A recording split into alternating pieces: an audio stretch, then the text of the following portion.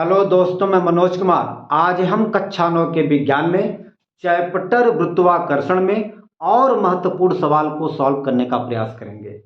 हमने जो भी आपको सवाल बताया है इसके पहले और ये सभी के सभी बहुत ही महत्वपूर्ण है।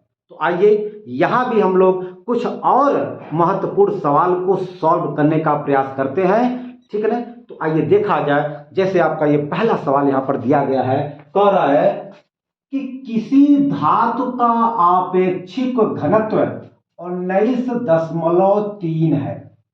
ओके, जल का घनत्व 10³ किलोग्राम प्रति मीटर क्यूब है, तो उस धातु का घनत्व ज्ञात कीजिए। यहां पर हमें जो है धातु का, किसी धातु का आपेक्षिक घनत्व दिया गया है और वह है 19.3 तथा साथ ही साथ जल का घनत्व दिया गया है 10³ किलोग्राम प्रति मीटर क्यूब। हमें बताना है कि उस धातु का घनत्व क्या होगा, ठीक है ना। आइए देखा जाए।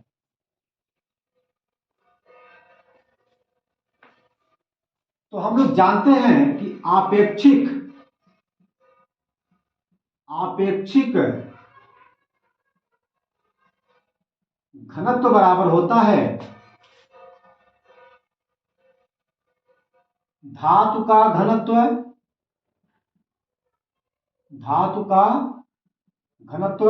बटे जल का घनत्व। ये सूत्र होता है, आपेक्षिक घनत्व बराबर होता है धातु का घनत्व बटे जल का घनत्व, ठीक है। अच्छा, आइए हम लोग यहां पर देखते हैं कि क्या क्या दिया है। यहां पर आपेक्षिक, देखिए यहां पर आपेक्षिक घनत्व ये दिया गया है 19.3, ओके, तथा जल का घनत्व ये भी दिया गया है, ये दिया गया है 10³ किलोग्राम प्रति मीटर क्यूब, ये दिया गया है। हमें ये बताना है कि धातु का घनत्व ये क्या होगा, इसी को हमें बताना है, निकालना है।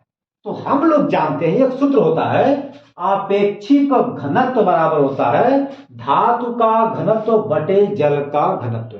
एक चीज, आपेक्षिक घनत्व का कोई मात्रक नहीं होता। देख लीजिए, यहां पर केवल दिया गया है कि आपेक्षिक घनत्व बराबर, मतलब आपेक्षिक घनत्व दिया गया है 19.3, मतलब इसके साथ कोई भी मात्रक नहीं लगा है। तो हम आपको बता दें कि आपेक्षिक घनत्व का कोई मात्रक नहीं होता। क्यों? आप यहां पर देख सकते हैं, आपेक्षिक घनत्व बराबर होता है जल का घनत्व बटे, धातु का घनत्व बटे जल का घनत्व। इस घनत्व का मात्रक इस घनत्व के मात्रक से कट जाएगा, जिसके वजह से यहां पर आपेक्षिक घनत्व का कोई मात्रक नहीं होता है, बिल्कुल ये मात्रक विहीन होता है। ठीक है। अच्छा, आइए अब हम लोग इन सब का मान इस सूत्र में रख करके हम धातु का घनत्व निकाल सकते हैं, ठीक है ना। आइए देखा जाए। चलिए, यहां पर दिया गया है कि आपेक्षिक घनत्व बराबर दिया गया है 19.3। हम लोग यहां पर लिख सकते हैं 19.3, ओके। और हमें धातु का घनत्व निकालना है, धातु का घनत्व ये हमें प्राप्त करना है, और जल का घनत्व दिया गया है 10³ किलोग्राम प्रति मीटर क्यूब। हम लोग यहां लिखेंगे 10³ किलोग्राम, ठीक है, प्रति मीटर क्यूब। अब देखिए, हम लोग यहां पर अपने मन से बटा 1 मान सकते हैं, ओके। अब हम लोग तिर्यक का गुणा करेंगे, अर्थात इसका इसमें, इसका इसमें। तो जब इसका 1 में होगा तो यही आएगा, अर्थात आ जाएगा धातु का घनत्व बराबर आ जाएगा, जब इसका मल्टीप्लाई इसमें होगा तो आ जाएगा 19.3 गुणे 10 की 3 घात किलोग्राम प्रति मीटर क्यूब। ये आपका उत्तर आ गया। कोई दिक्कत? ये आपका सवाल है, ठीक है ना। आप इसको बढ़िया से नोट करिए, फिर हम आगे चलते हैं।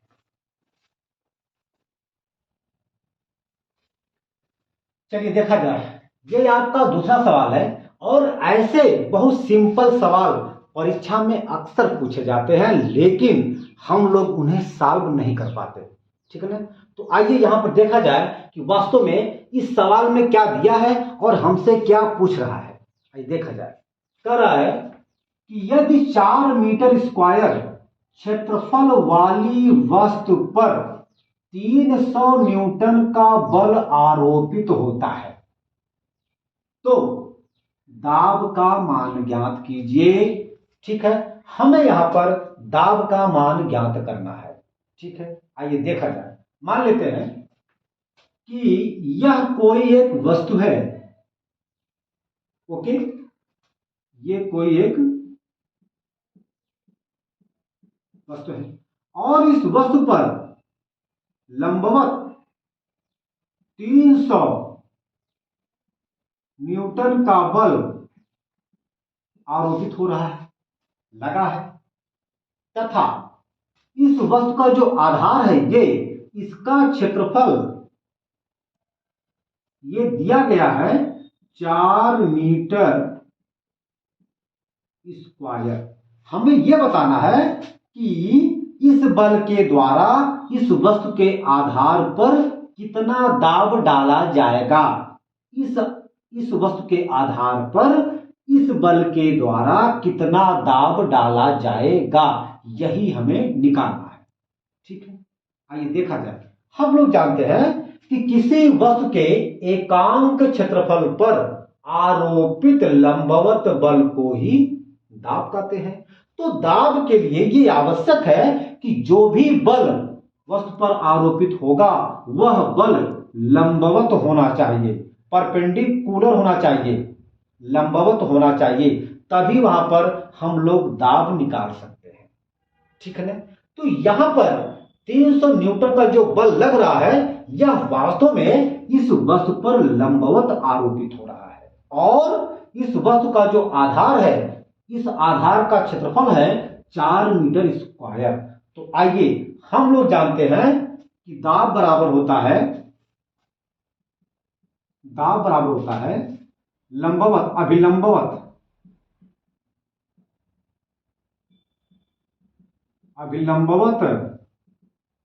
बल बटे क्षेत्रफल। अभिलंबवत बल जो है वह 300 न्यूटन है। क्या है? 300 न्यूटन है और क्षेत्रफल जो है वह 4 है। देखिए ये 300 न्यूटन है और ये 4 मीटर स्क्वायर है। ठीक है ना। अब हम इस 300 को 4 से काटेंगे, तो आइए काटा जाए। 4 एक कम 4, 4 सत्ते 28, 30 में से 28 जाए 2, ये 0 हुआ 20, 4 पच्चे 20, मतलब 75 न्यूटन प्रति मीटर स्क्वायर। यही दाब 300 न्यूटन बल के द्वारा इस वस्तु के आधार पर डाला जाएगा। ठीक है ना। हमने आपसे कहा था कि न्यूटन प्रति मीटर स्क्वायर को पास्कल भी कहा जाता है। पास्कल, इसको हम लोग 75 पास्कल भी लिख सकते हैं, कोई दिक्कत? ठीक, ये आपका उत्तर आ गया। तो ठीक है, आज हम अपने वीडियो को यहीं पर अंत करते हैं। अगले वीडियो में हम और भी सवाल को सॉल्व करेंगे। धन्यवाद।